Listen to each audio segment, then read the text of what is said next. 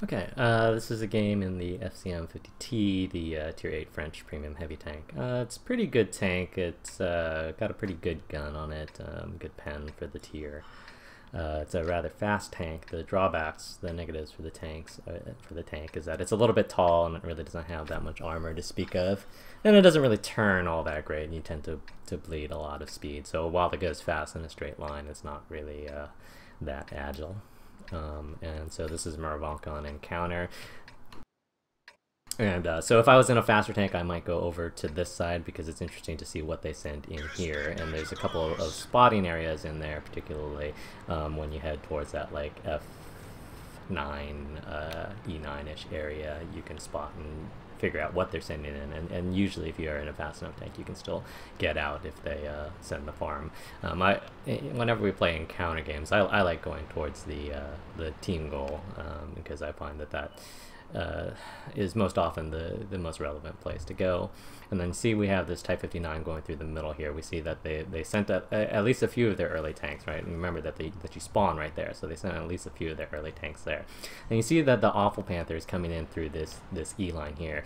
And this is something that we talk about in the stream a lot, where if you're going to go and get early lights, you have to make sure that you don't get ISO'd. See how this Type 59 is coming on the side? So I see that Type 59 coming on the side, so I know that Awful is going to be occupied, and so I'm just going to press in here, right, and we'll be able to pick them off.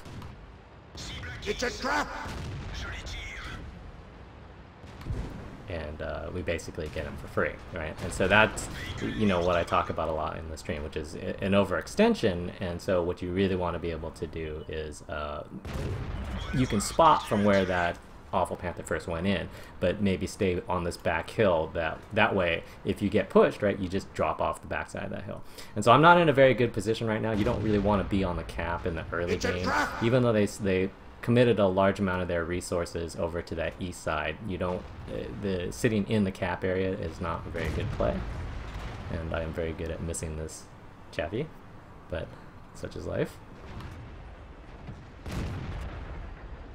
I think I shot a box of wood there. So I'm trying to get south just so that as their guys sort of move over to that western area, that 1-2-ish line, they're not going to have easy shots on me. And then now I can sort of reassess. Right, so we've got a lot of guys on this west, which is typically fairly good. This Fury is pushing down the middle, so he's going to try to put some pressure on the backside of these guys. So we should be able to get some easy shots here, right? They have a JT-88 in the middle, which is not usually where you see a JT-88. It's not really that good of a spot, and we'll sort of be able to exploit that.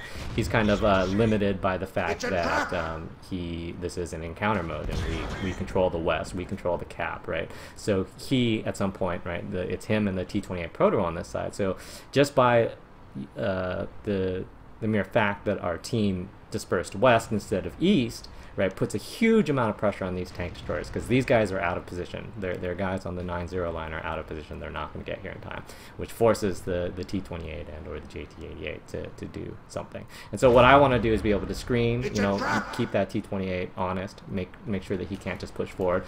Problematically, our team is just kind of sitting out here in the middle. And see how this JT-88 now is forced to push in through this side? And so what our team should do is they should be hugging that sort of northern edge of the cap circle.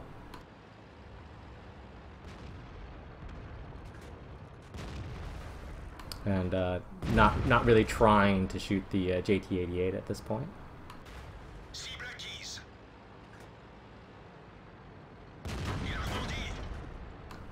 I am very good at missing things in this particular game. That shot almost went too low. So they have a T-20. Their guys that went through the 9-0 are now coming down through this southern part of the map. And so I'm going to go, again, screen the cap, right, so to be out front. So this is the part where I make a little bit of a mistake. I kind of extend a little bit too far forward. I should have stayed a little bit closer to that house back there. I could have still spotted these guys, and it would have been in a better situation. I can put this little house between me and the T-69. Right, the T-69 is now clipped.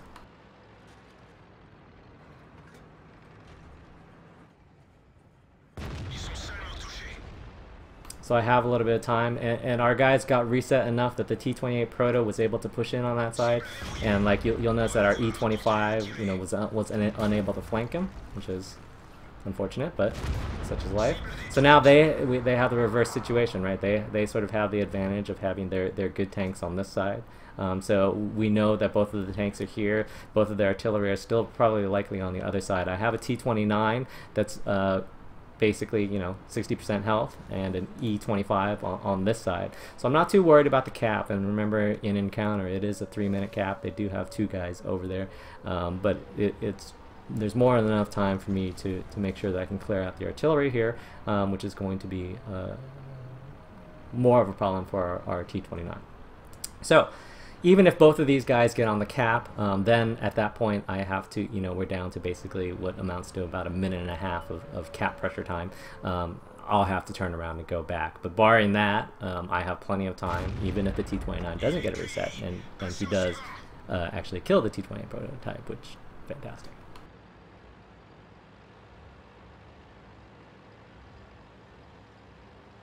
And then I know that the GW Panther was spotted in this area, so I'm going to guess that he's in the same general area. And so this T-3485 is basically hiding from our T-29, and so see how the T-29 is moving across the cap to get to him.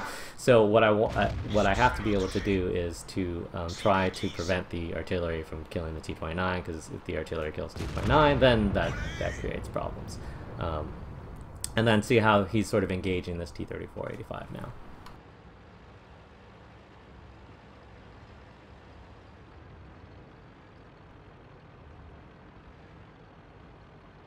And it turns out that the T-3485 was one shot. I did not know that at the time.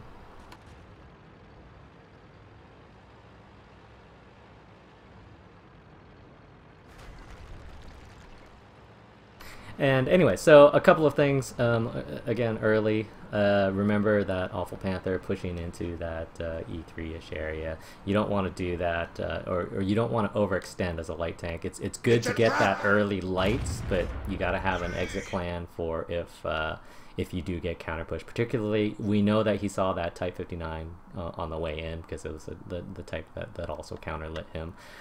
So you have to be careful, and even if he came into this E area, if he just turned around and came back out north through the 2 line, he would have been safe. But there's really no reason to go into that E line ditch that early in the game. It's just too easy to get ISO'd, and that's what ended up happening. And then all we did was sort of pull back, and then again, you know, this highlights the thing about a lot of encounter maps, the way that the map is designed. The spawns are away from the team goal. There's almost always a fight that occurs opposite of the team goal. And remember, I say this a lot in Steps, I say this a lot in Himmelsdorf, that the fight that occurs closer to the spawns than to the actual team goal is actually detrimental to your team. And so this is another example of that, right? Because we were able to put cap pressure on them, right? All of these guys on the east were completely inconsequential. So despite the fact that they crushed on the east, it didn't matter. You know, it didn't matter. They almost lost even before they could get out of there, right? They had to basically YOLO 2 of their tier 8 tanks in order to get resets on the cap. And even then, if our team was a little bit smarter about their positioning in the cap circle, we probably could have capped them out as well. So that's always something to keep in mind, and that's why I typically on these types of map head more towards the team goal if I can. Again, it's fairly map, tank, and dispersion dependent, but you know, more often than not, I find that having that cap pressure forces your opponent to do silly things, and that is something that you can potentially exploit, which is always good.